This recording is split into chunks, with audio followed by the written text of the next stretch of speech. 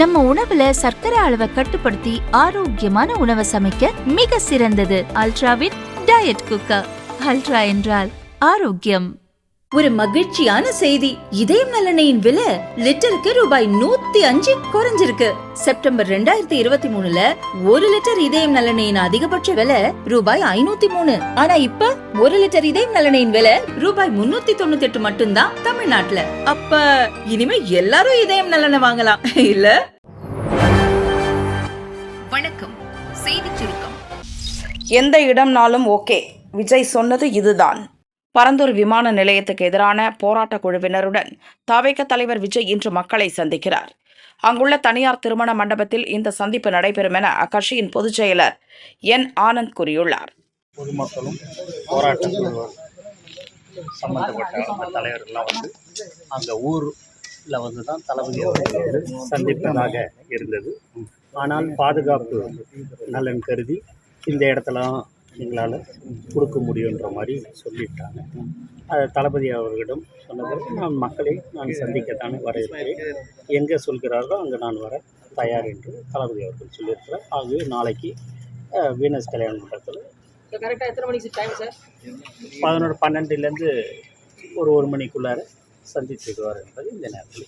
என்னென்ன நிபந்தனைகள் வச்சிருக்காங்க சார்? வேற எதுவும் இல்லை. அது எவ்வளோ பேர் அனுமதிக்கப்படுகிறாங்க? அது அங்கே ஊர் மக்கள் அங்கே அலோவ் பண்ணுறோம் சார். மெயினாக என்ன ரீசன் சார் சொல்கிறாங்க? எதனால் பாதுகாப்புன்றாங்க சார்? இவ்வளோ காலம் தாழ்த்து காரணம் பனிக்காலத்தில் கனமழை ஏன்? வானிலை சொல்வது என்ன? ஒவ்வொரு ஆண்டும் அக்டோபர் 2வது வாரத்தில் துவங்கும் வடகிழக்கு பருவமழை ஜனவரி முதல் அல்லது 2வது வாரத்தில் விலகுவது வழக்கம். ஆனால் இந்த ஆண்டு வழக்கத்துக்கு மாறாக மழை தொடர்கிறது. நேற்று 4 மாவட்டத்திற்கு கனமழை, நெல்லைக்கு மிக கனமழை எச்சரிக்கை விடப்பட்டது. இது தொடர்பாக வானிலை ஆய்வு மைய அதிகாரிகள் கூறியுள்ளதாவது: வழக்கமாக நவம்பர், டிசம்பரில் பெய்யும் அளவுக்கு ஜனவரியில் கனமழை பெய்யாது.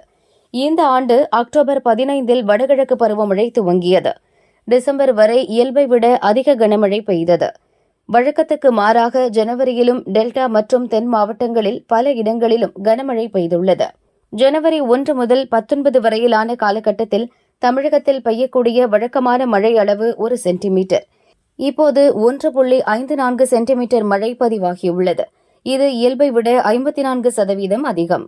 ஜனவரி 16 வரைதான் வடகிழக்கு பருவக்காற்று தொடரக்கூடும் என்றாலும் இந்த ஓரிரு வாரங்களில் பெய்யும் மழை குளிர்கால மழையாகவே கணக்கில் கொள்ளப்படும். வடகிழக்கு பருவக்காற்று வலுவாக வீசுவதால் தான் மழை தொடருகிறது. ஜனவரி 23 வரை மிதமான மழை தொடர வாய்ப்புள்ளது என விளக்கமளிக்கப்பட்டுள்ளது. ஜெகபர் அலி மீது லாரி ஏற்றிய கனிம வள கொள்ளையர்கள், அரசுக்கு அண்ணாமலை எச்சரிக்கை. புதுக்கோட்டை மாவட்டம் திருமயம் பகுதியைச் சேர்ந்த மாவட்ட அமைச்சர் கபடி கழக செயலாளரும் சமூக ஆர்வலருமான ஜெகபர் அலி வெள்ளியன்று லாரி மோதி இறந்தார். கனிமவள கொள்ளைக்கு எதிராக தொடர்ந்து போராடிய சமூக ஆர்வலர் ஜெகபர் அலி கனிமவள கொள்ளையர்களால் அச்சுறுத்தலுக்கு உள்ளாகி வந்தார். அது தொடர்பாக கடைசியாக அவர் பேசிய வீடியோ ஒன்றும் வெளியானது. புதுக்கோட்டை மாவட்டம் திருமயம் தாலுகா வெங்களூரைச் சேர்ந்த ஜெகபர் அலினா திருமயம் தாலுகாவில் துளையானூர் ரெவின்யூவில் ஏராளமான இல்லீகல் குவாரி, சட்டவிரோத குவாரிகள் நடந்துக்கிட்டு இருக்கு. அதில் ஆர்ஆர் குரூப்புன்னு ஒரு மிகப்பெரிய குரூப் இருக்காங்க. அவங்க சமீபத்தில் 70,000 டாரஸ் லாரிகள் சக்கையை திருடி கொண்டே ஒரு இடத்துல பதுக்கி வச்சுருக்காங்க. அது சட்டப்படி தவறு அப்படிங்கிறத உணர்ந்து நான் கலெக்டருக்கு மனு கொடுத்துருக்கேன், மைன்ஸுக்கு மனு கொடுத்துருக்கேன், ஆர்டிஓவை பார்த்துருக்கேன், டிஆர்ஓவை பார்த்துருக்கேன், எல்லாரையும் பார்க்குறேன். நான் 26ஆம் தேதி தாசில்தாருக்கு மனு கொடுத்தேன். நான் மனு கொடுத்த செய்தி தாசில்தார் எப்படியோ கசியை விட்டதுனால கிட்டத்தட்ட 40 லாரிகளை வச்சு இரவும் பகலுமா மறைச்சி வச்சிருக்க சக்கையை, திருடி வச்சிருக்க சக்கையை அள்ளி கொண்டே மீண்டும் குவாரிக்குள்ளேயே கொட்டிக்கிட்டு இருக்காங்க. நான் மீண்டும் தவறு நடக்குது, அந்த தவறை பிடிங்க, திருடப்பட்டிருக்க பொருட்களை அரசுடைமை ஆக்குங்க, திருடுகள் மீது நடவடிக்கைங்கன்னு மீண்டும் கேட்குறேன். அதிகாரிகள் என்ன சொல்கிறாங்கன்னா, இன்னும் 1 வாரம் பொறுத்துங்க, 10 நாள் பொறுத்துங்கன்னு சொல்கிறாங்க. இன்னும் 10 நாளைக்குள்ளே பாக்கி இருக்க 30,000 லோடையும் கொண்டு அவங்க மலையடிக்குள்ளே கொட்டிடுவாங்க. இருந்த எந்த தடயமும் தெரியாமல் ஆக்கிடுவாங்க. இப்போ நாங்கள் போய் நேரடியாக தடுக்க போனால் அவங்க கிட்டத்தட்ட ஒரு 100க்கும் மேற்பட்ட அடியாட்களை சுற்றி நிற்க வச்சுருக்காங்க. பயங்கர ஆயுதங்களோட சுற்றி நிற்கிறாங்க.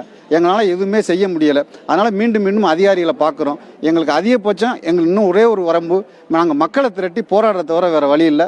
மிக விரைவில் அநேகமாக வெள்ளிக்கிழமை மக்களை திரட்டி மிகப்பெரிய போராட்டம் நடத்துவோங்கிறத தெரிவிச்சுக்கிறேன். ஜெகபர் அலி இறந்த விவகாரத்தில் 4 பேர் கைது செய்யப்பட்ட நிலையில் கல்குவாரி சம்பந்தப்பட்ட நபர்கள் அவரை திட்டமிட்டு கொலை செய்தது போலீஸ் விசாரணையில் தெரிய வந்துள்ளது. ஜெகபர் அலி கனிமவள கொள்ளையர்களால் லாரி ஏற்றி படுகொலை செய்யப்பட்டார் என்ற செய்தி மிகுந்த அதிர்ச்சி அளிப்பதாக பாஜக மாநில தலைவர் அண்ணாமலை கூறியுள்ளார். கனிமவள கொள்ளை தொடர்பாக திருமயம் தாசில்தாரை சந்தித்து புகார் செய்து 15 நாட்களுக்கு மேலாகியும் மாவட்ட கனிமவள உதவி இயக்குனர் மாவட்ட கலெக்டரிடமே புகார் அளித்தும் எந்த நடவடிக்கையும் எடுக்காமல் தற்போது அவரை பலி கொடுத்திருக்கிறார்கள். இயற்கை வளங்களை காக்க வேண்டும் என்ற உயரிய எண்ணத்தில் பாடுபட்டவர் உயிரை எடுக்கும் அளவுக்கு தமிழகத்தில் சமூக விரோதிகளுக்கும் கொள்ளையர்களுக்குமான ஆட்சி நடக்கிறது.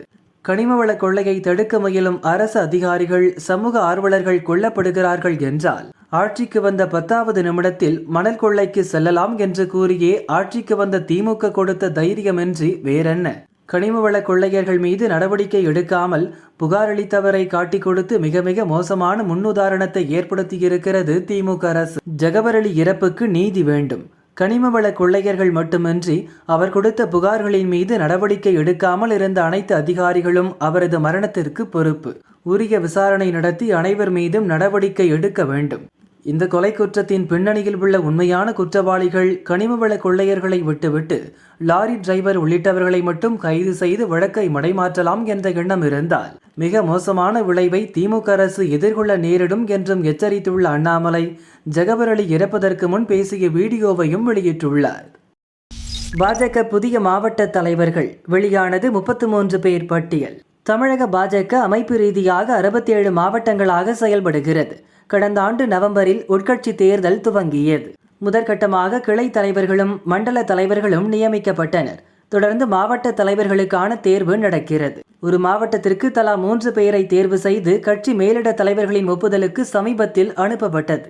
முதற்கட்டமாக தேர்வான மாவட்ட தலைவர்களின் பட்டியலை கட்சியின் மாநில தேர்தல் அதிகாரியும் மாநில துணைத் தலைவருமான சக்கரவர்த்தி வெளியிட்டுள்ளார்.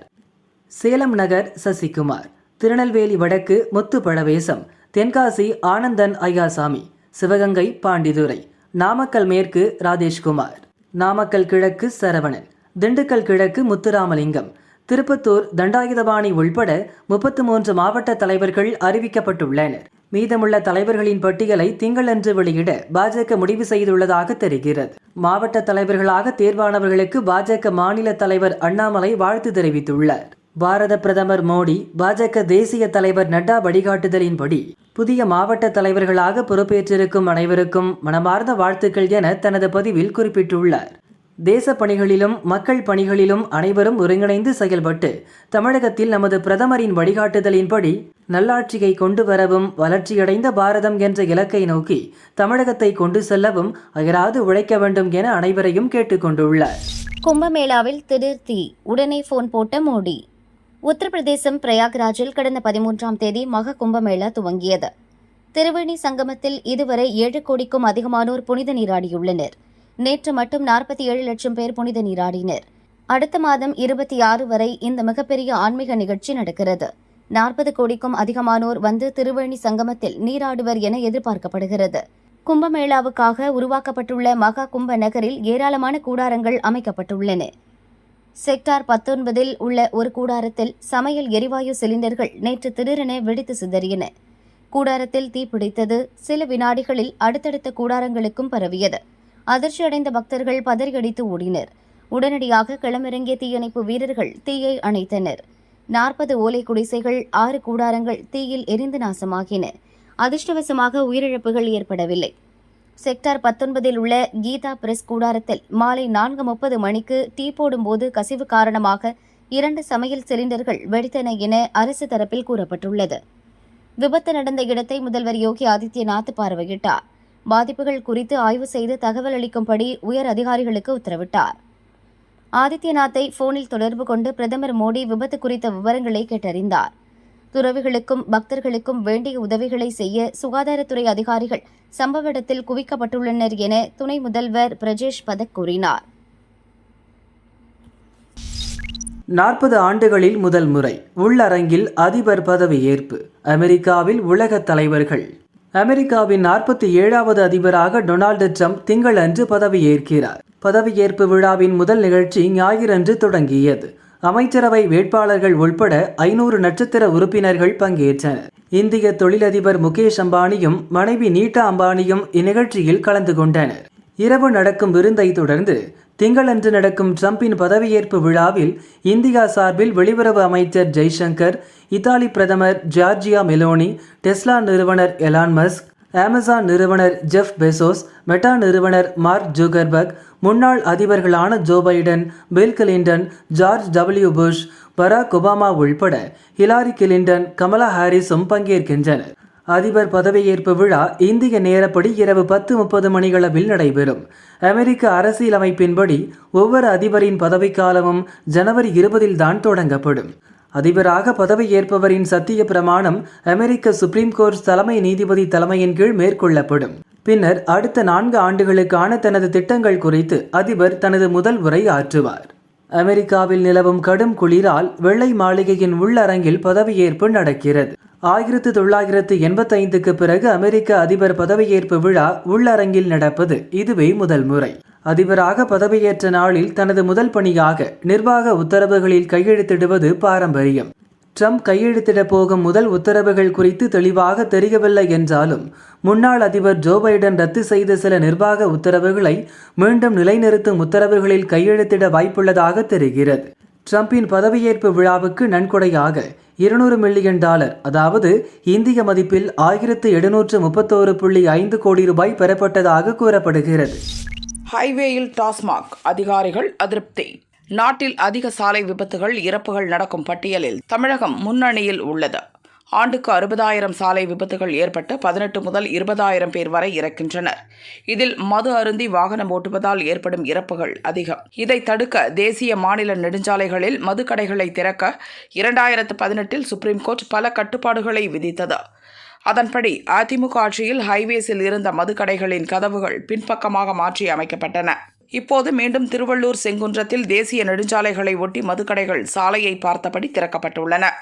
தமிழக அரசு மற்றும் டாஸ்மாக் நிர்வாகத்தின் இந்த செயலால் தேசிய நெடுஞ்சாலை ஆணையத்தின் தமிழக அதிகாரிகள் கடும் அதிருப்தி அடைந்துள்ளனர். தேசிய நெடுஞ்சாலை ஆணையத்திற்கும் தமிழக முதல்வருக்கும் கடிதம் எழுத உள்ளதாக தகவல் வெளியாகியுள்ளது.